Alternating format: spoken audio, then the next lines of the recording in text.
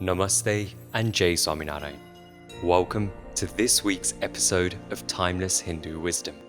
This is a special web series delivered by the Swamis of BAPS Swaminarayan Sanstha. It has been initiated to inspire us during these challenging times with the universal wisdom of ancient Hindu scriptures presented in a contemporary, bite-sized format. Divyamurtidas Swami was raised and schooled in London, United Kingdom, before being ordained as a sadhu by His Holiness Pramukh Swami Maharaj in 1986.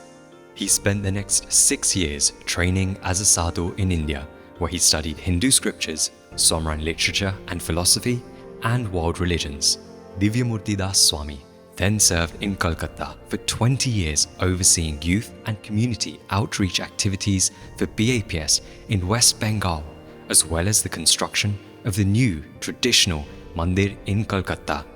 Divyamurtidas Swami currently serves at Swaminarayan Akshardham in New Delhi, where he is responsible for various guest services.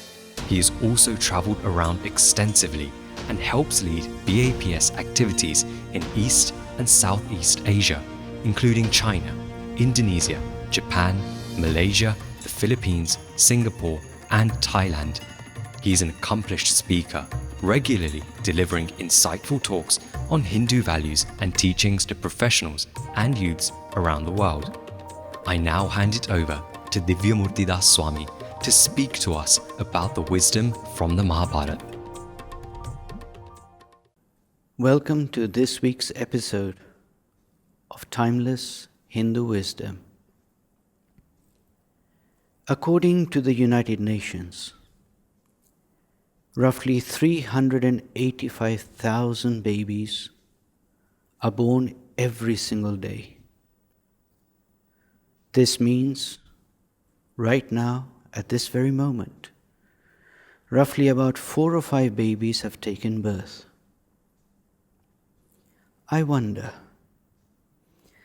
how many of those babies that are born today had actually decided the day, date, and time of their birth? Did you decide the time of your birth, or the date, or the year, or the month? When we were born, we had no choice. We did not decide when we would be born, where we would be born, who our parents would be. We did not even decide our own gender. We did not even decide whether we would be firstborn or lastborn. And we did not even decide our own name. As it is at birth, it will be at death. We don't know where, we don't know where, and we don't know how. Between life and death, our entire life will be made by the choices and decisions that we take. We've been taking those decisions right from birth. And at this very moment, you're making a decision whether to listen to me or to think about something else. Everything is a decision. What we think and what we don't think. What we say, what we don't say. What we listen to, what we don't listen to. And what we do and what we don't do. It's all made by the decisions that we make and take. But you may say that life is unpredictable. Take, for example, the COVID-19 pandemic. At the beginning of this year, when billions of people around the world were celebrating on 1st of January, how many people could have guessed how this year would turn out to be? How many people could have guessed the effect of the COVID-19 pandemic? And still, we don't have any idea how the rest of this year is going to play out. But we do have the power to decide we do have the power to respond to the situations that arise around us. And that power to respond is a choice and decision that each and every one of us can take. Many, many thousands of years ago, in India, a scripture was written which is known as the Mahabharata. Ved Vyasji, a great sage, had written that scripture. It is the largest Hindu scripture in the world, consisting of more than 100,000 Sanskrit verses. Even the famous Srimad Bhagavad Gita is a part and parcel of that scripture, the Mahabharata. And the Mahabharata is filled of life examples and stories of people who made decisions and choices, and the outcome of those decisions and choices which they had made. The Mahabharata is based on the life of one single family, and the dispute and disagreement in that family, which caused the family to be split up and also caused the greatest war in ancient Asia.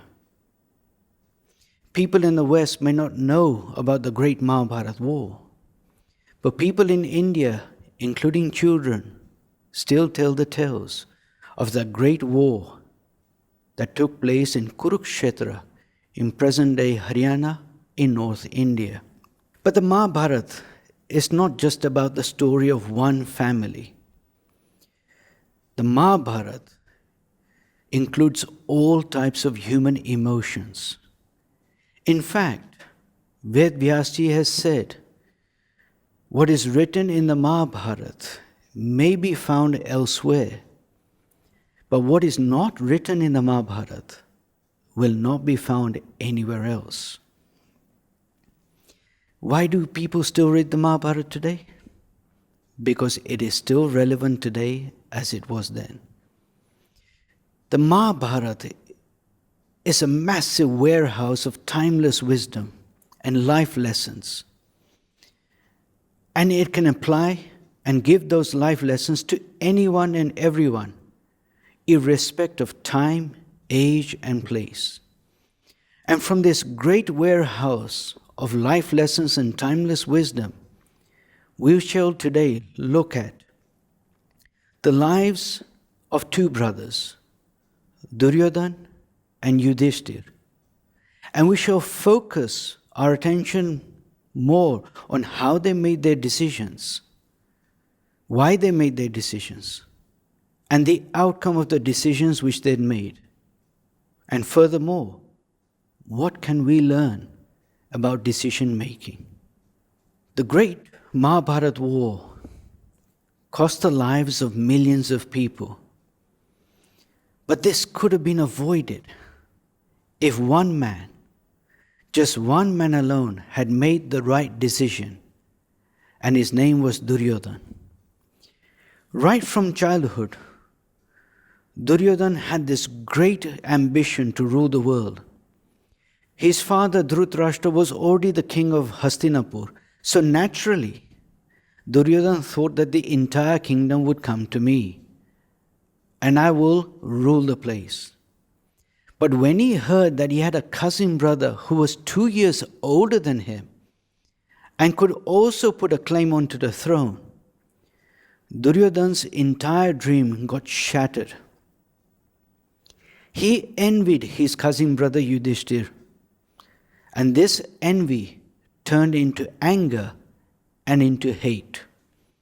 So deep was his envy and so deep was his hate that Duryodhan and his brothers on a number of occasions tried to kill his cousins, the Pandavas, but they never succeeded. Duryodhan's father, Dhritarashtra, realized the friction between the cousins. He realized the unrest that this was causing. He realized that until he stepped in and found a solution, there would be no happiness in the family. And so what he did, he split the kingdom in two. He gave the good part of Hastinapur, the prosperous part of Hastinapur, to his own son Duryodhan. And he gave the barren land, wasted land that no one lived in, to the cousins, Yudhishthira and his brothers. The Pandavas accepted their share happily. They went away and they started developing that place. And in a short period of time, they developed that barren piece of land into a magnificent kingdom known as Indraprastha. Indraprastha became famous all over India, and people started moving to Indraprastha. Moreover, people who were living in Hastinapur also started moving over to Indraprastha. This angered Duryodhan even more. He wanted to capture Indraprastha for himself, and he wanted to get rid of the Pandavas forever. He had no idea what to do, but his uncle Shakuni came up to him and said, "Why don't we capture their kingdom? Duryodhan says that our army is not big enough to fight them for a kingdom." Shakuni said, "Don't worry. There is an easier way in which we can capture their kingdom. Through a gambling game of dice, where winner takes all." Duryodhan knew that his uncle was a famous dice player. He also knew that no one could win against him. And this was his greatest bet. If his uncle played, he knew that he could win Indraprastha for himself. And so the invitation was sent to Yudhishthira. Yudhishthira accepted and came. He came, he played, and he lost. Yudhishthira lost everything. He lost his kingdom, he lost his brothers, he lost himself, and he lost his queen, Draupadi. When Duryodhan had won Draupadi, he ordered his brother to drag her into the assembly. His brother went and fetched Draupadi. When Draupadi was placed in the middle of the assembly, Duryodhan said, "Disrobe her and insult her." Everyone was watching. Draupadi pleaded with Duryodhan, "Stop this madness." But so overcome with lust and anger was Duryodhan that he started laughing and he ordered his brother, "Disrobe her right now." But Draupadi was blessed and God saved her, and Duryodhan could not succeed. So furthermore, what did he do? He ordered the Pandavas to go into exile for 13 years, hoping that while they were away for 13 years, he could completely take over Indraprastha. Even his advisors and his relatives and his uncles had told Duryodhan, when the Pandavas return after 13 years, make sure you give their kingdom back to them. But Duryodhan refused. When the 13 years were over and the Pandavas were about to return, Duryodhan did not return their kingdom to them. He refused to give even a small piece of land. Sri Krishna Bhagwan, who had manifested at that time, he also went to Duryodhan and said, "Duryodhan, even if you don't give the entire kingdom back to them, at least give them 5 small towns or 5 small villages." And Duryodhan told Sri Krishna, "Forget about giving them 5 small villages. I will not give them enough land to even cover a point of a needle." He would not give anything, and he was willing to fight for it. And this was the cause of the great Mahabharata war, in which it lasted for 18 days and millions of people died. What do we learn from Duryodhan about decision making? The very first thing we see is that all of Duryodhan's choices and decisions were based on his emotions. Right from childhood, he wanted to rule India. He wanted to rule the world. But when his dream got shattered, we see that he became jealous.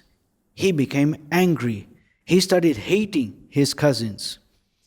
All his decisions and all his choices were based on his emotions. They were all around envy. They were all based on greed. They were all based on anger. Scientific studies have shown that emotions play a great role in the way we make our decisions. From birth, we've been making decisions and choices, but emotions have played a very great part. Even in our daily choices and decisions, like what to wear, what to eat, what to drink, what to listen to, what to say, right up to life decisions, who to marry and which job to apply for. Emotions create a filter in our mind, and we see the world through those emotions. For example, in 2008, a study was conducted by the University of Toronto, in which 65 people were called. These 65 people were split into two groups. Group 1 was told that write a detailed account of a past experience where you felt lonely. And Group 2 was told write a detailed account of a past experience where you were accepted. At the end, both groups were asked a question. Can you guess the temperature in this room? Those people who had written about loneliness felt that the temperature of the room was 4 or 5 degrees lower than it actually was.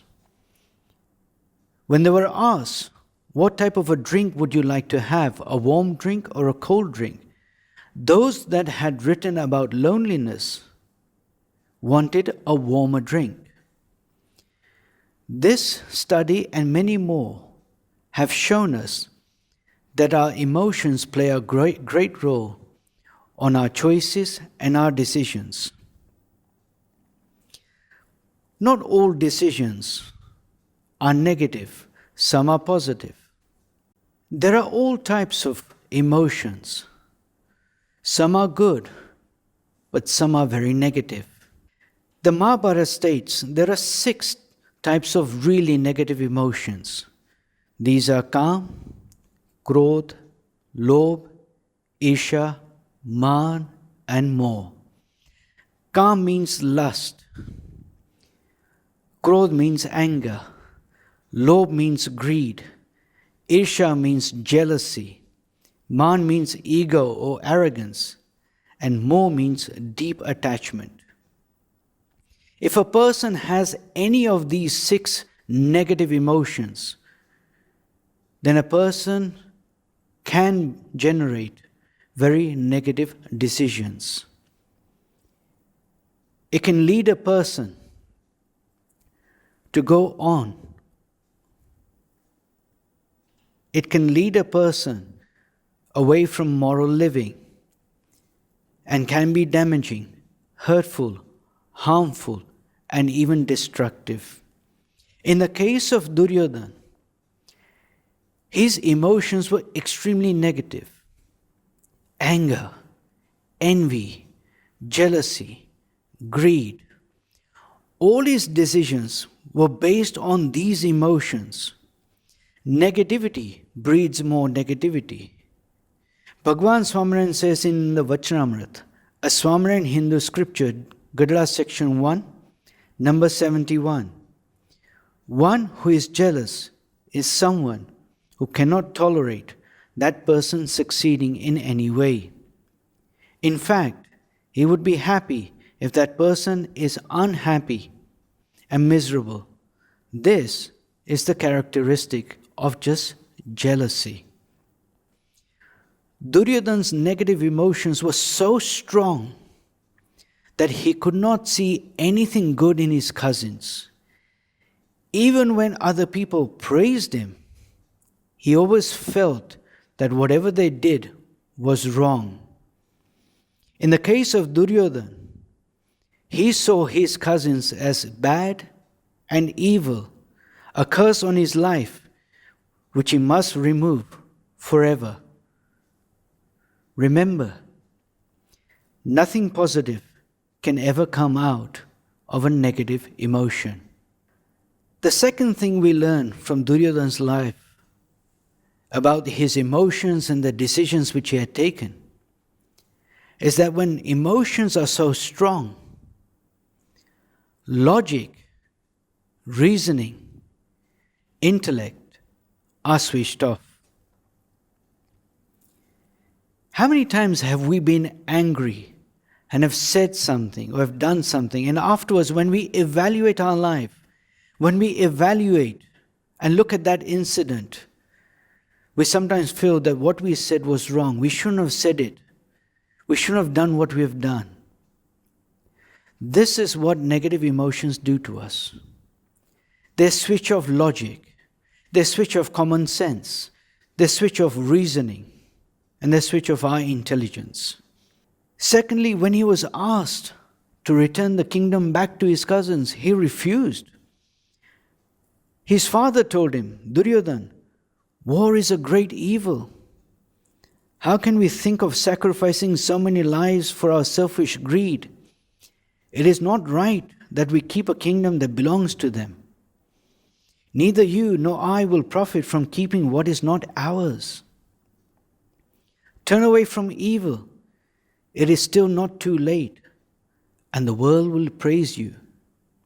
A great gathering was done, and everyone started pleading to Duryodhan to hand over the kingdom back to the Pandavas, to hand over Indrapras back to the Pandavas, which did not belong to him, and he refused.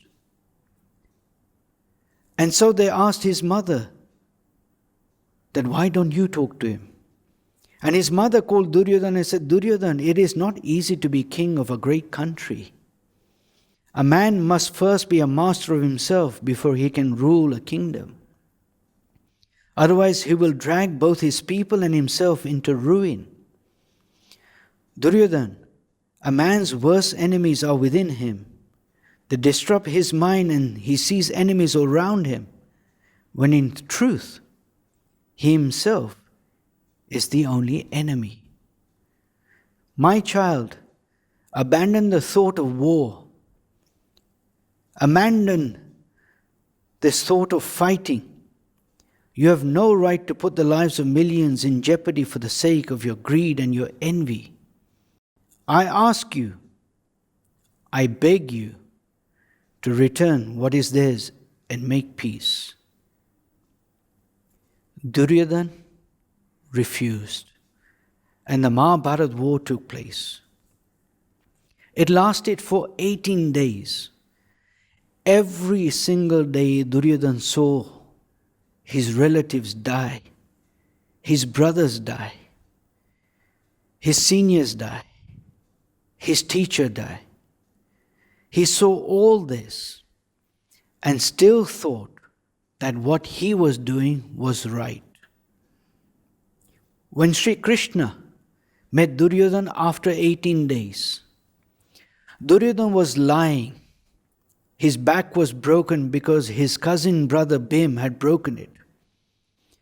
Duryodhan was lying there, about to die. And Sri Krishna Bhagwan walked up to him. And when Duryodhan saw him, Duryodhan said, all this is the fault of the Pandavas, my cousin, and all this is your fault. At that time, Sri Krishna Bhagwan told him, Duryodhan, you must accept the truth that this was your greed and this was your envy that cost the lives of not only your brothers, but your friends and millions of men.